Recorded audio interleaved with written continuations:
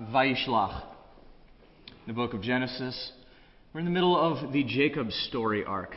This is this beautiful parsha we have. Stairway to Heaven was last week, actually. I'm not even kidding. Not even the Zeppelin song. That was the whole stairway with the angels ascending and descending in this dream. This week is wrestling with the angel. It's this man who shows up to Jacob in the middle of the night, and they have this fight throughout the night, and Jacob holds on to him.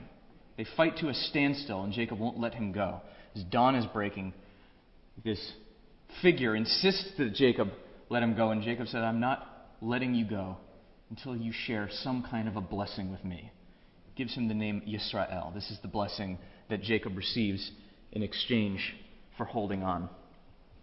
I've heard Rabbi Bernstein teach before that you could look at the entire book of Genesis, the entire book of Bereshit, as the answer to a question that we get actually way, way back. The very first human family we get, Cain and Abel, and God asks, "Where is your brother?" to Cain, after Cain has already killed Abel, and Cain says, "Am I my brother's keeper?" Rabbi Bernstein suggested once, you could look at the entire book of Genesis as the answer to that question. Am I my brother's keeper? The Joseph story gives us a particular angle on it, with the brothers selling Joseph into slavery, and then Joseph eventually rising through the ranks, and coming back together with them. There's some kind of reconciliation at the end. But in the Jacob story, in many ways, if we're looking at the entire book as an answer to that question, this is some of the darkest material, in fact. Am I my brother's keeper? Jacob steals the birthright from his brother. He steals the blessing from his older brother, tricking his father into thinking that he is in fact Esau.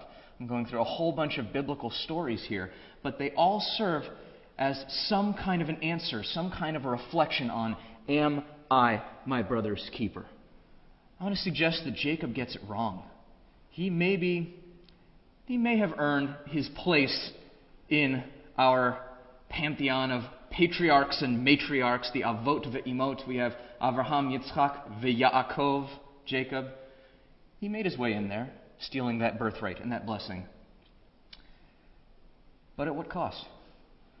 I think that in many ways, this name is a blessing. Yisrael, the one who struggles with God. And we're going to hear some of the valence of the ways in which that name is blessing. I want to suggest today that that name is also a certain kind of rehabilitation.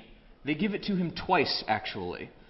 He gets this name Yisrael from an angel at the end of this fight, and he gets this name again from God a few chapters later, after he has had some kind of reconciliation with his brother. He expects that his brother Esau is coming to kill him. His brother has all of these forces arrayed against him.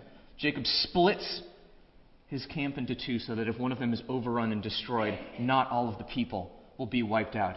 But his brother Esau comes with this message of love, in fact, of reconciliation. I want to suggest that part of the reason Jacob gets this name, the one who fights and the one who struggles, it's part of this rehabilitation of him, that his answer to "Am I my brother's keeper?" was not a positive one. It was not one that we might suggest to uplift and uphold and project. And so, in fact, he does wind up with this struggle, with this fight with God, in fact. That's what Yisrael means. It's the one who struggles with God. It's both a blessing and it's a way of bringing him back in when he has gone too far.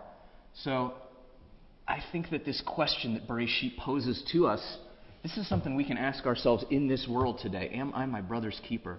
We look at what is going on across so much of the world. Violence through Syria, the destruction of cities. We look at some of the struggles within our own society. This question of who we are responsible for. I think that question that resonates and reverberates through Bereshit, that's one for us to carry.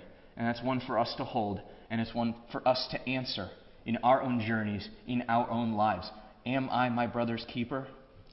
Let us pay attention to the ways in which we answer it in our own world. Baruch Tiyeh.